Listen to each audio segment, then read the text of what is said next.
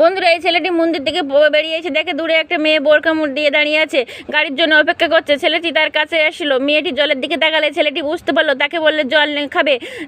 মেয়েটি বললো না, ছেলেটি বললো তুমি নাও না, বলে তাকে জল দিল। তারপর গাড়ি আসলো, তারপর তারা দুজনে ধর্মকে সম্মান জানিয়ে সেখান থেকে চলে যায়। তারপর ছেলেটির মুসলিম বন্ধু আসলো, আসে বলে এতক্ষণ অপেক্ষা করে আছি বলে তার বলে গল্প করতে লাগলো। তারপরের দিন সেই মেয়েটি পথ দিয়ে যাচ্ছিল, তারপর বোরকাটি খুলতে বলে মেয়েটি না কোনো কথাই না শুনে সেখান থেকে চলে যায়। তারপরে সেই মেয়েটির জন্য অপেক্ষা করছে। তারপর তার হাত ধরে বললো তোমাকে আমি ভালোবাসি।